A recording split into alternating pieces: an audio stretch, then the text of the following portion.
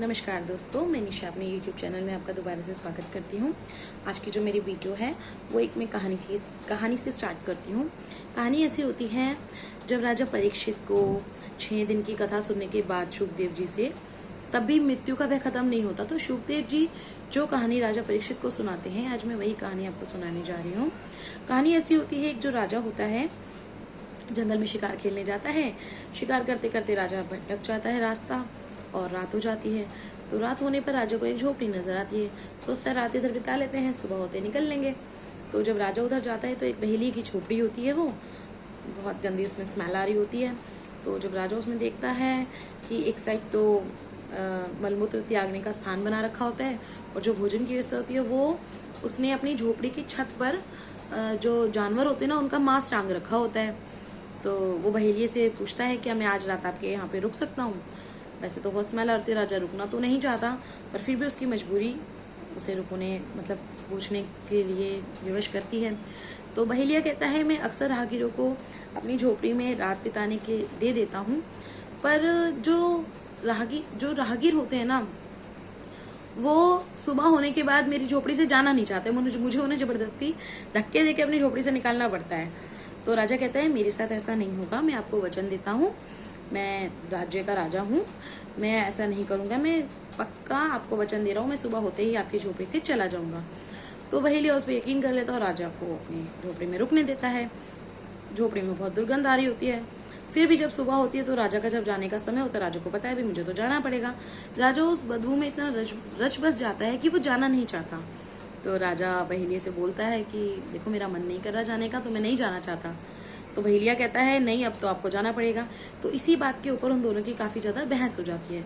उस बहस की कहानी को स्टॉप कर शुकदेव जी उस राजा परीक्षित से पूछते हैं, क्या उसने राजा ने सही किया? तो परीक्षित बोलता है, नहीं, राजा ने बिल्कुल भी सही नहीं किया। वो एक राजा है, उसने अपना सारा राजपाट भूलकर, अपने वचन को तोड़कर वो ऐसा कैसे कर सकते हैं? तो वो बहुत गलत कर रहा है, राजा को ऐसा नहीं करना चाहिए। कौन था वो राजा जिसने ऐसा किया? तो राजा जो शुकदेव जी होते हैं वो राजा को बोलते हैं, वो राजा तुम हो, और वो जो झोपड़ी है वो तुम्हारा शरीर है। अब सुबह होने वाली है, तुम्हें झोपड़ी को छोड़ के जाना है, तुम्हें तुम्हारे इस झोपड़ी नुमा शरीर को त्यागने का समय आ गया है और तुम त्यागना नहीं चाह रहे। ये गलत है।